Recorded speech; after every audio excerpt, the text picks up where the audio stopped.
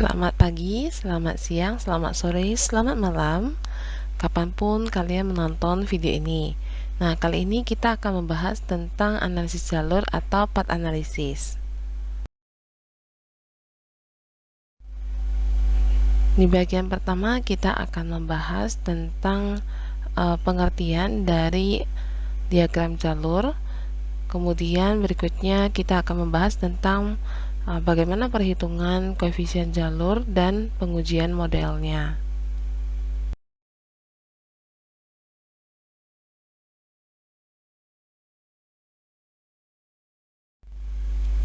Analisis jalur merupakan pengembangan dari analisis regresi, sehingga analisis regresi dapat dikatakan sebagai bentuk khusus dari analisis jalur. Analisis jalur digunakan untuk melukiskan dan menguji model hubungan antar variabel yang berbentuk sebab akibat. Nah, variabel yang berbentuk sebab akibat maksudnya merupakan variabel yang bukan berbentuk hubungan interaktif ataupun resiprokal. Dengan demikian, dalam model hubungan antar variabel tersebut, terdapat variabel independen yang dalam hal ini disebut sebagai variabel eksogen atau exogenous dan variabel dependen yang disebut sebagai variabel endogen atau endogenous. Melalui analisis jalur ini akan dapat ditemukan jalur mana yang paling tepat dan singkat suatu variabel independen menuju variabel dependen yang terakhir.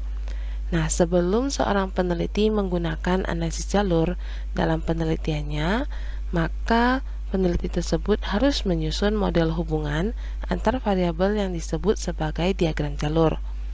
Diagram jalur disusun berdasarkan kerangka berpikir yang dikembangkan dari teori yang digunakan di dalam penelitian tersebut. Ada dua bentuk dari diagram jalur, yaitu diagram jalur sederhana dan juga diagram jalur yang lebih kompleks.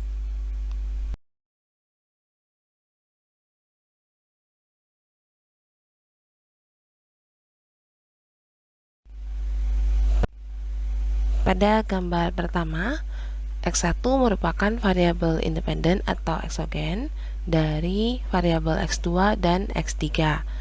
X1 mempunyai jalur hubungan langsung dengan X3, tetapi juga mempunyai hubungan tidak langsung dengan X3 karena harus melewati variabel X2 dulu.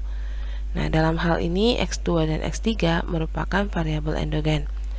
Nah, di sini X1 disebut mempunyai jalur hubungan langsung dengan X3 karena dari X1 memiliki satu garis menuju ke X3 secara langsung tanpa harus melewati X2 dulu. Nah, kemudian juga disebut mempunyai hubungan tidak langsung dengan X3 karena terdapat satu jalur lain menuju ke X3 di mana X1 harus menuju dulu ke variabel X2, kemudian baru dari X2 menuju ke variabel X3. Nah, maka disebut dengan tidak langsung atau hubungan tidak langsung. Nah, kemudian untuk gambar kedua, X1 mempunyai jalur hubungan dengan X2, kemudian tapi tidak memiliki hubungan jalur langsung dengan X3. Nah, karena di sini tidak ada garis anak panah ya yang menuju ke X3 secara langsung dari variabel X1. Nah, tetapi jalurnya adalah hubungan tidak langsung di mana X1 harus melewati dulu variabel X2 baru menuju ke variabel X3. Nah, dalam hal ini X1 sebagai variabel eksogen dan X2 serta X3 disebut sebagai variabel endogen. Untuk gambar ketiga, X2 sebagai variabel eksogen mempunyai hubungan langsung dengan X1 dan X3. Nah, karena garis atau anak panahnya langsung menuju dari X2 menuju X1 dan juga dari X2 menuju ke X3. Nah, dari X1 dan X3 masing-masing adalah variabel endogen ataupun variabel dependen. Kemudian tidak terdapat jalur dari X1 ke X3 karena kedua-duanya merupakan variabel dependen.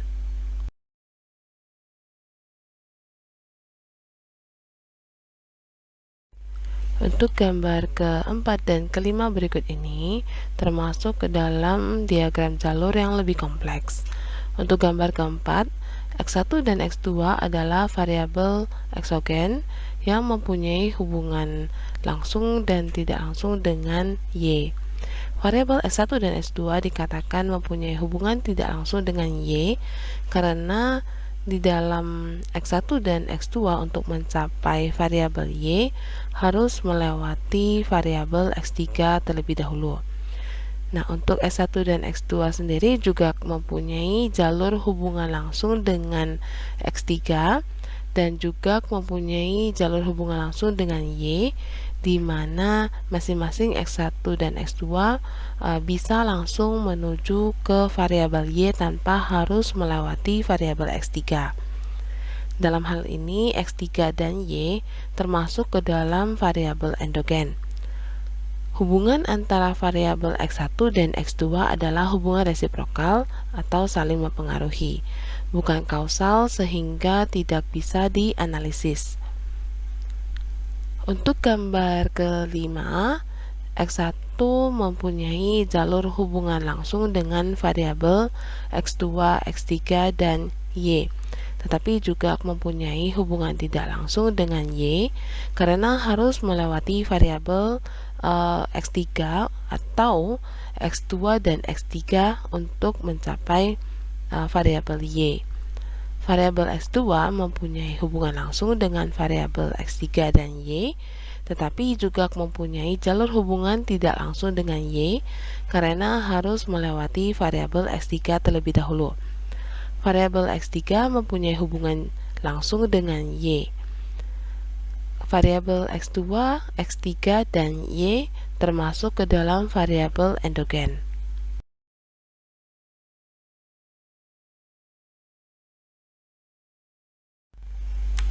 Pada diagram jalur kompleks berikut ini terdapat 3 variabel independen, yaitu variabel X1, X2, dan X3, dan 3 variabel endogen, yaitu variabel X4, X5, dan Y. Variabel eksogen X1 mempunyai jalur hubungan langsung dan tidak langsung dengan Y, dan langsung dengan X4 dan X5. Variabel eksogen X2 mempunyai jalur hubungan langsung dan tidak langsung dengan Y, dan juga memiliki hubungan langsung dengan X4 dan X5.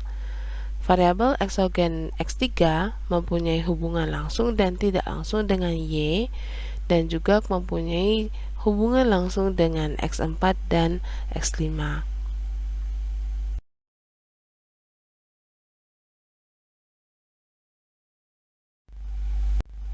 Berikut ini kita akan membahas tentang bagaimana proses perhitungan koefisien jalur dan juga bagaimana pengujian modelnya.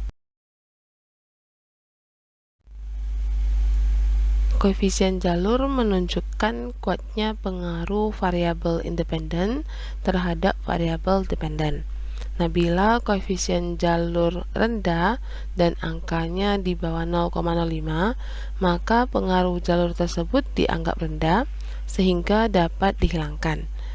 Koefisien jalur adalah koefisien regresi standar atau standar Z yang menunjukkan pengaruh variabel independen terhadap variabel dependen yang telah tersusun dalam sebuah diagram jalur. Bila dalam diagram jalur terdapat 2 atau lebih variabel, maka dapat dihitung koefisien parsialnya dengan menggunakan data yang telah distandarkan atau dengan matrik korelasi. Dari gambar diagram jalur berikut ini, nah kita akan menentukan persamaan standar Z-nya atau Z-nya ya untuk masing-masing variabelnya.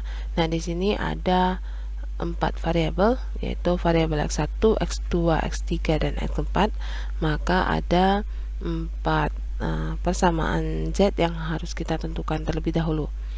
Untuk Z1-nya ini berasal dari variabel X1, dimana karena variabel X1 merupakan variabel bebas dan tidak ada jalur ataupun garis masuk ya dari variabel yang lain, maka di sini nilainya atau persamaannya hanya ada nilai residual dia sendiri, yaitu E1 saja. Nah, kemudian untuk Z2-nya dari variabel X2, nah X2 sendiri menerima jalur atau terdapat satu garis alur masuk ya dari X1 menuju ke X2, maka di sini ada satu jalur P21 kemudian diikuti dengan Z1. Nah, kemudian ditambahkan dengan nilai residual dia sendiri, yaitu E2. Jadi setiap variabel itu di bagian akhirnya akan ditambahkan dengan nilai residual dia sendiri. Nah, kemudian untuk penulisan koefisien P-nya atau jalurnya, nah, karena dari X1 menuju ke X2, maka ditulisnya itu adalah P21. Jadi koefisiennya terbalik ya. 21 itu mewakili dari 1 ke 2. Nah, jadi kalau jalur dari X2 menuju ke X1, maka ditulisnya adalah P12 seperti itu. Nah, kemudian untuk Z3-nya di sini terdapat dua jalur masuk ya menuju ke X3-nya. Maka yang pertama itu adalah alur dari X1 menuju ke X3, maka di sini dituliskan dengan P31 Z1 ya, karena Z1-nya dari X1 ya, atau anggapannya adalah bawaan dari variabel X1-nya. Nah, kemudian dijumlahkan dengan garis yang kedua, yaitu garis dari X2 ke X3-nya, yaitu P32 Z2. Nah, kemudian dijumlahkan dengan nilai residual X3-nya sendiri, yaitu E3. Nah, kemudian untuk X4-nya atau Z4-nya, di sini terdapat 3 garis masuk atau 3 jalur masuk ya. Nah, di sini ada dari X1 menuju ke X4, maka dituliskan P41 Z1. Kemudian terdapat garis dari X2 menuju ke X4, maka dituliskan P42 Z2. Kemudian ada jalur dari X3 ke X4, maka dituliskan P43 Z3. Kemudian dijumlahkan dengan nilai residualnya sendiri, yaitu E4. Nah, kemudian untuk rumus dari matrik korelasi R-nya, di sini Rij ya sama dengan 1/n sigma Zi Zc. Nah, jadi IJ-nya itu tergantung dari variabel mana ke variabel yang mana.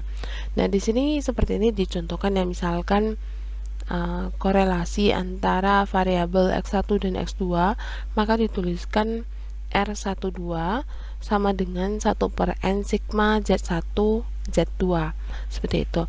Nah, kemudian jika nanti terdapat persamaan 1/n sigma Z2 Z1, maka ini bisa diwakili atau digantikan dengan R21.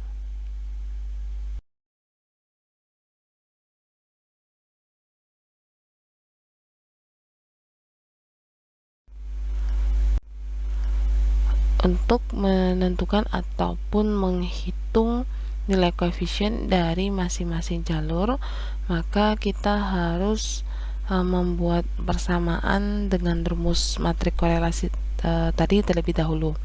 Nah, contohnya dari variabel X1 menuju ke X3, maka terdapat P31. Nah, di sini diawali dengan korelasi atau persamaan rumus ya, korelasi R13 sama dengan 1/n sigma Z1 Z3, dimana tadi nilai persamaan Z3 nya itu adalah P31 Z1 ditambah P32 Z2 tambah 3. Nah, kemudian berikutnya Z3 nya ini digantikan ya dengan persamaan tersebut, jadi disubstitusi. Nah, kemudian untuk perhitungannya dikali masuk ya, 1/n sigma Z1 nya ini masing-masing dikalikan dengan persamaan yang sudah kita gantikan Z3 nya tadi. Nah, sehingga menghasilkan persamaan seperti ini. P31 1/n sigma Z1 kuadrat, kemudian ditambah dengan P32 1/n sigma Z1 Z2 tambah 1/n sigma Z1 3. Nah, jadi di sini bisa menghasilkan 1/n sigma Z1 kuadrat ini karena memang Z1 nya ada 2 ya. Jadi 1/n sigma Z1 dikalikan dengan P31 Z1. Nah, Z1 nya kan ada 2 ya, Z1 kali Z1, maka dapatnya 1/n sigma Z1 kuadrat. Nah, kemudian untuk P31 nya sendiri dituliskan atau ditempatkan di bagian depan. Nah, berikut juga untuk yang selanjutnya ya. Nah, kemudian karena di sini 1/n sigma Z1 kuadrat sama dengan 1, maka ini bisa nilainya langsung digantikan dengan 1. Nah, kenapa bisa 1 ya? Karena 1/n sigma Z1 pangkat 2 ini kalau kita tuliskan secara panjang lagi kan dituliskan dengan 1/n sigma Z1 kali Z1. Nah, kemudian ini kan juga mewakili korelasi R11 ya. Berarti kan korelasi dari variabel X1 terhadap X1 nya sendiri ya. Nah, nilai korelasi dari suatu variabel ke dirinya sendiri itu adalah 1. Nah, maka ini bisa digantikan dengan nilainya 1. Nah, kemudian untuk persamaan 1/n sigma Z1 Z2, nah ini sesuai dengan rumus matrik korelasi yang sebelumnya tadi, maka ini bisa digantikan atau menjadi R12. Nah, sedangkan untuk 1/n sigma Z1 3 di sini karena ada nilai residual ya, jadi syarat yaitu kalau nilai residualnya itu tidak berkorelasi dalam dengan variabelnya ya dalam sebuah persamaan, maka nilainya 0. Nah, sehingga ini setelah digantikan masing-masing nilainya, maka menjadi persamaan R13 sama dengan P31 kemudian ditambah dengan P32 R12 seperti itu.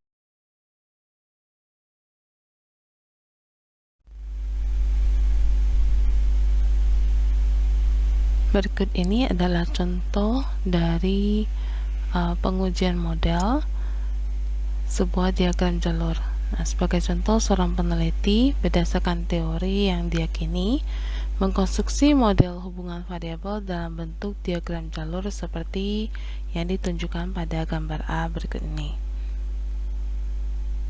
Berdasarkan data yang terkumpul, selanjutnya dilakukan analisis korelasi sehingga ditemukan korelasi antara X1 dengan X2 yang diwakili dengan R12, kemudian korelasi antara X1 dan X3 yang diwakili dengan R13, dan korelasi antara X2 dengan X3 yang diwakili dengan R23.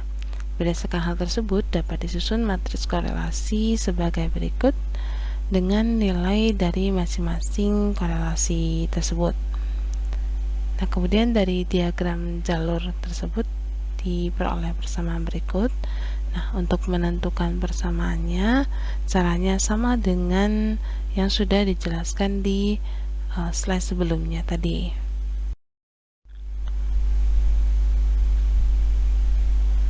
Berikutnya dari persamaan Z1, Z2, dan Z3 yang sudah kita tentukan tadi, maka kita masukkan ke dalam rumus korelasi untuk mencari persamaan korelasinya.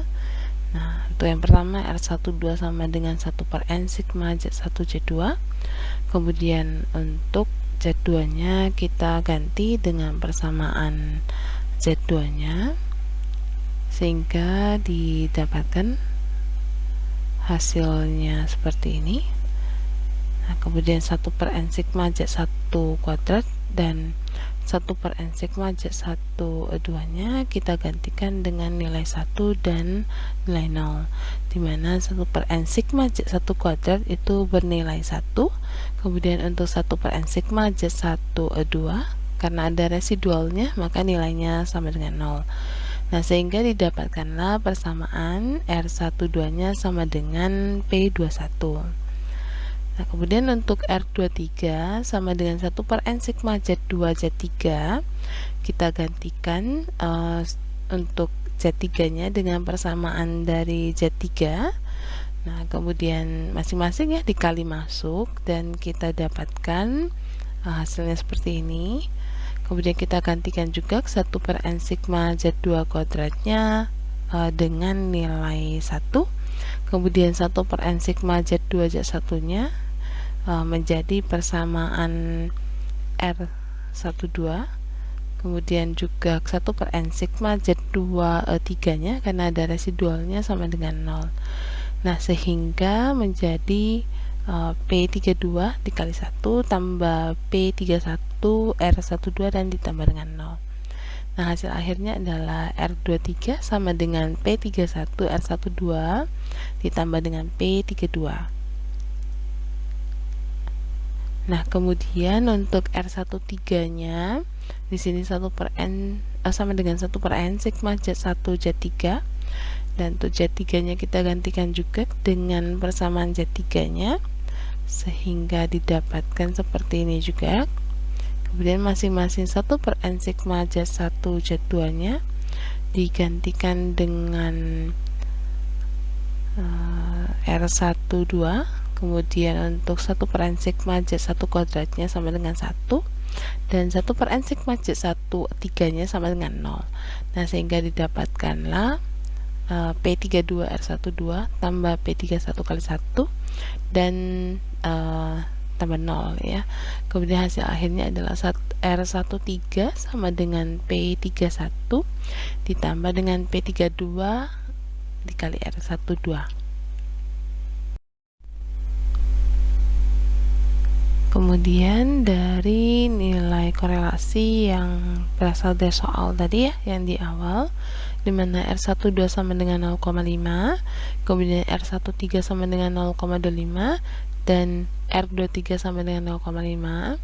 Nah, kemudian juga dari persamaan korelasi yang sudah kita tentukan di slide sebelumnya tadi, maka kita cari ya, kita masukkan ke dalam persamaan tersebut nilai-nilai korelasinya. Kemudian didapatkanlah R12 sama dengan 0,5 ya, karena R12 ini sama dengan P21, maka nilai P21 nya juga sama dengan nilai dari R12 yaitu 0,5. Nah, kemudian untuk R13 sama dengan P31 tambah P32 R12, maka kita masukkan nilai dari R13 dan R12 nya sehingga kita dapatkan persamaan baru yaitu 0,25 sama dengan P31 tambah P32 0,5. Kemudian dari persamaan R23 sama dengan P31 R12 tambah P32, kita gantikan dengan nilai R nya tadi ya, menjadi 0,5 sama dengan P31 0,5 tambah P32. Nah, kemudian dari dua persamaan baru ini ya, kita lakukan eliminasi seperti ini. Nah, jadi untuk eliminasi atau proses eliminasi yang pertama ini, kita hilangkan nilai atau variabel dari P32 nya ya. Nah, jadi dari persamaan pertama 0,5 P32 kita kalikan dengan 2, kemudian untuk persamaan yang keduanya dikalikan dengan 1, jadi tetap ya. Nah, sehingga untuk nilai P32 nya itu kita bisa hilangkan. Nah, tapi jangan lupa ya, satu persamaan itu kita kali 2, jadi 0,25 nya juga dikali 2 sehingga jadi 0,5. Kemudian juga dari P31 nya itu juga dikali 2 jadi 2P31. Nah, untuk persamaan di bawahnya ini tetap jadi seperti awal ya. Nah, kemudian kita kurangkan ke bawah, 0,5 dikurang 0,5 sama dengan 0. Kemudian 2P31 dikurang dengan 0,5 P31, maka jadinya 1,5 P31. Nah, kemudian yang ini jadi hilang ya, karena 1P32 dikurangi 1P32 ya hasilnya 0. Nah, sehingga dapat 0 sama dengan 1,5 P31, maka P31 nya sama dengan 0 juga. Nah, kemudian juga kita bisa melakukan proses eliminasi kembali dengan cara yang sama. Nah, tapi di sini kita hilangkan P31-nya. Kalau tadi di eliminasi sebelumnya kita hilangkan P32-nya, maka yang di sini kita hilangkan P31-nya untuk mendapatkan nilai P32-nya. Nah, jadi untuk yang ini, maka yang di bagian bawah atau persamaan kedua inilah yang kita kali 2 sehingga hasilnya seperti ini, dan kita kurangkan 0,25 dikurang 1 dapat minus 0,75. Kemudian P31 dikurangi P31 ini hasilnya 0 atau hilang ya. Kemudian 0,5 P32 dikurangi dengan 2 P32, maka dapatnya minus 1,5 P32. Nah, kemudian P32 nya itu sama dengan 0,5, yaitu didapat dari minus 0,75 dibagi dengan minus 1,5, seperti itu. Nah, tapi kalau seandainya kita tidak mau melakukan proses eliminasinya 2 kali, maka setelah kita dapatkan P31, kita bisa masukkan nilai P31 dengan ke dalam ya persamaan, salah satu persamaan korelasi tersebut. Nah, kemudian untuk mendapatkan nilai P32 nya seperti itu. Nah, tapi memang sangat disarankan ya kalau misalkan kita lakukan 2 kali proses eliminasi untuk mendapatkan nilai P yang berbeda, jadi P31 dan P32. Kemudian sebagai konfirmasi apakah nilai yang kita dapatkan ini sudah sesuai atau benar, maka kita bisa masukkan nilai tersebut ke dalam persamaan, dua-dua persamaan ataupun salah satu, untuk mengecek ya apakah nilai R yang didapatkan itu sesuai atau tidak, seperti itu. Kemudian selanjutnya kita melakukan pengujian model atau membuatkan diagram jalur yang baru. Nah, karena harga P31 nya itu sama dengan 0, sesuai dengan ketentuan ya, jika nilai P nya itu di bawah atau lebih kecil daripada 0,05, maka jalurnya itu dihilangkan. Nah, sehingga di diagram jalur A itu berubah menjadi diagram jalur dengan gambar B, di mana jalur dari X1 ke X3, jalur langsungnya ya, itu karena bernilai 0, maka itu dihilangkan. Nah, kemudian dari diagram jalur yang baru ini ya, tidak ada efek langsung lagi antara X1 dengan X3 nya. Nah, kemudian setelah itu kita tentukan kembali persamaan masing-masing Z nya untuk masing-masing variabelnya. Kemudian selanjutnya kita gunakan untuk melakukan pengujian kembali.